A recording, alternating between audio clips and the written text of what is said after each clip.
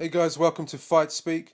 On this channel I talk a bit about boxing, I talk a bit about MMA, I'm going to be previewing some of the upcoming fights, I'm also going to be doing some post-fight breakdowns and talking a bit of shit along the way. I'm going to be trying to get a new video out every week, that's if I can be fucked, of course.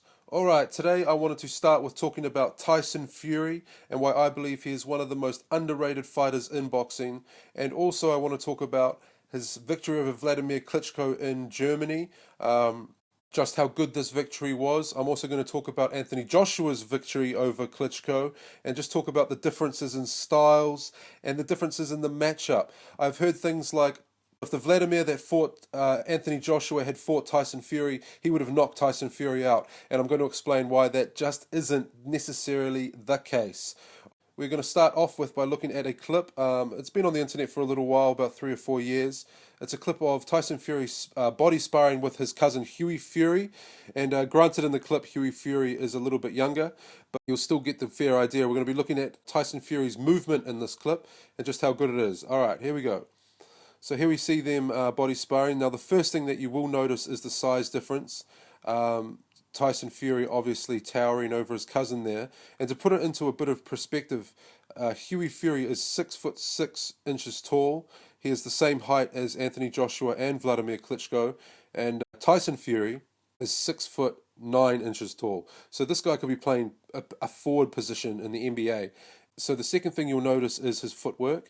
How he moves around his man. He pivots his feet around to create different angles where he can open up with different punches, and he gets in and out of hitting zone very well. He's in range and then he slips out of range, he slips around, he pivots around, opens up an angle, and then you see him bouncing on his feet. And so you'll notice how good his feet are for a big man. I mean, it's pretty astounding really as a 6'9" man to be able to move like that. There isn't another heavyweight in the division that moves like that, and I'm going to show you later on in the video where he actually used this pivoting technique against Vladimir Klitschko and actually used it to quite good effect.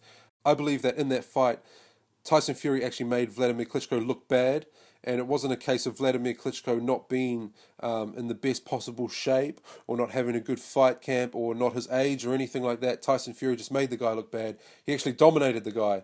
We're going to look at some clips of that fight soon, and we're going to look how he used this movement to get around Klitschko's offense. I just want to show you this clip again with some sound to give you a bit of perspective.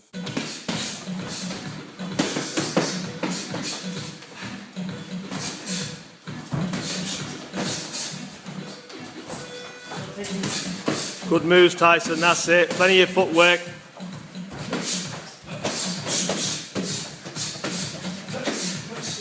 That's what you got to do, move around him like that. That's what you need to do, Hughie. I was starting to do that last time. No good stood square on. Okay, so I want to get into the Vladimir Klitschko versus Tyson Fury fight. As you can see on screen, there's some fight stats from that fight. To give you a bit of reference there, you can see the total punches thrown by Vlad, 231, 52 connected, and Tyson Fury, 371 thrown with 86 connected. Now, people said that this was a boring fight. I did not find it boring at all. People were complaining because there weren't a lot of punches landed and things like that.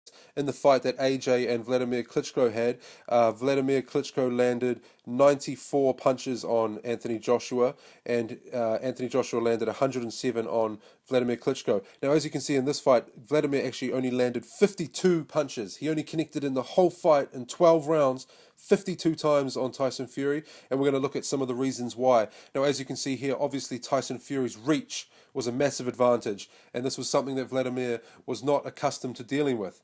Now, in a lot of Vladimir Klitschko's fights, he has used his jab. He has been the one with the most dominant jab. He has been the one with the reach. He has been the one with the height over his opponents. He would use his jab, set up his range, jab, jab, and then he would come through with the right hand. And as you saw, he landed it on Anthony Joshua. We're going to have a look at that very soon. So Tyson Fury has reach. In fact, he has an 85-inch reach, which is a 4-inch reach advantage over Vladimir Klitschko. Now, Vladimir Klitschko could just not deal with Tyson Fury's reach. And also, he wasn't able to deal with the slick movement of Tyson Fury. We're going to look at some of his head movement.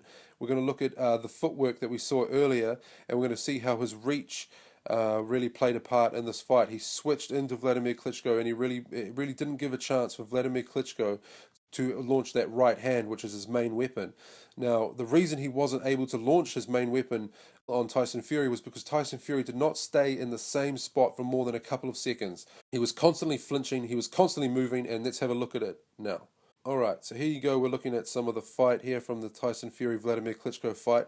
As you'll see, there is a lot of head movement from Tyson Fury. He does a lot of flinching and he does a lot of feinting. Now, feinting is a skill. Feinting is something that is underutilized by a lot of boxers, and pretty much you're trying to make your opponent flinch. You want him to blink, you want him to do whatever to think, just to put him in two minds so that he's not going to let off his punches because he's worried, because you're unpredictable. Here you can see him doing a lot of feinting. Look, he does about 10 feints. He's got very good head movement for a big man. He's feinting there. He switches to a southpaw stance. I mean, watch this. I mean, it's quite nice to watch, really. It was messy, of course it was messy, but the same way that it was messy when Lennox Lewis fought Vitaly Klitschko, which was also a great fight for obviously different reasons. That was a bit of a war, that one. But when you get two giant men clashing, things look a bit uncoordinated. Now, Tyson Fury just has a very awkward fighting style, and you couple with that with the fact that he is 6'9", and has this massive reach, 85 inches. He's a bit of a menace, really, when he's in shape. As you can see, Vladimir Klitschko really wants to set his feet. He wants to find his range with his jab, but he's unable to because Tyson Fury is keeping him at length. He's putting him in two minds because he's feinting, he never stays still, and also the other thing you'll notice about Tyson Fury, he very, very rarely moves back in a straight line. He is always moving across the ring, sideways, he is sidestepping, and he pivots a lot. And this is very, very hard for a fighter who wants to set his feet to launch his power punch. It's very hard for him to adapt to. He's really unable to find the range with his jab because Tyson Fury keeps him in two minds, and then every time he thinks he's going to be able to throw something else, Tyson Fury rushes in at him and either clinches or throws a quick combination and clinches, and then does a lot of good inside fighting. We're going to look at in a second when Tyson Fury used his pivoting, which you saw in this body sparring. He pivots around Klitschko, and he did this a lot throughout the fight. We're just going to look at one example of it, and he's going to move around, pivot around, boom, and with the left hook, and we're going to see another replay of that. He jabs, pivots around his man, left hook. It really is beautiful work. So you're going to see him in the clinch here. He's got great inside work. He's a very tough guy, and also he's massive, which is something that Klitschko would not have been able to prepare for because in sparring you just cannot find opponents who are 6'9" with the footwork of Tyson Fury. He's a bit of a menace, and he won this fight so easily they actually deducted a point later in the fight, and he still won it easily on the cards, which was a massive achievement. Now we're going to look at an example of when Vlad was able to set his feet against Anthony Joshua. The difference you will see is that Anthony Joshua actually allowed Klitschko time because he has a very different defensive style. Anthony Joshua goes into a fight, he has a brawler style, he has his gloves up on his chin, and he's pretty much just he's a power fighter. So he needs to set his feet, he wants to move forward, he walks forward, he wants to walk you down, he wants to set his feet and just pummel you pretty much. And Klitschko likes to also set his feet. He likes to set with his jab, like I said earlier, and he likes to come down with his right hand. He likes to really sit down on that punch. Now, he was not able to do that against Tyson Fury because Tyson Fury did not stay still for more than 2 seconds. The problem with Anthony Joshua's defense is Anthony Joshua is going to get hit. He's going to get hit by punches, people that like to set their feet, but that's why his fights will be very entertaining for the fans because he's going to have little wars with people. But you're going to see an example here of when Vladimir Klitschko was able to set his feet against Anthony Joshua, and he gets to land that right hand. So he's going to find his range with his jab. Here you see he's just going to find his range with his jab, and he gets to sit down on that punch. Now what you will notice is that Anthony Joshua, very little head movement. He does not move his head a lot. Early in the fights he might a little bit, but he does not have anywhere near the head movement that Tyson Fury does. He moves backwards in straight lines a lot, and it causes him to be able to get hit. You've seen him hit in a few of his fights. All credit to Anthony Joshua for getting up and showed a lot of heart and came back and deservedly won that fight. Now we know what happened. Anthony Joshua, pretty much his fight style is, you can run away from me, you can stand in front of me, but eventually you're going to get it. And when you get it, can you take it? And the answer so far has been that no one can. And we see here the end result of when Anthony Joshua landed flush with that uppercut. And toughness of the man Vlad to take that. Look at that. Boom. Let's see that again. Oh, bang. Fuck, that was huge. Good punch. Anthony Joshua was able to set his feet. Klitschko was able to set his feet. They both had targets that they were able to land on, and it became a very, very exciting fight. And I agree. I just think that they're good fights for different reasons. Now, you have to understand that if Tyson Fury had not beaten Vladimir that day in Germany, there is a very good chance that Vladimir Klitschko could still very well be holding the belts up in the division, still fighting in Europe. That if Anthony Joshua wanted to fight Vladimir Klitschko, he would have had to challenge him in Germany, and maybe he wasn't able to get that knockout and it goes to the cards, and you never know. It may not have gone his way, because Vladimir Klitschko there was a close fight up until that knockout. So anyway, here he is, Tyson Fury, being awarded the fight, and rightly so deserved. Really enjoyed that fight. Anyway, that was just a short video for me. I think everyone should give Tyson Fury a lot of respect for what he went and did that day. He used a lot of skill, a lot of feinting, a lot of head movement, a lot of footwork, a lot of just good boxing ring craftsmanship, and bit of a legend, really.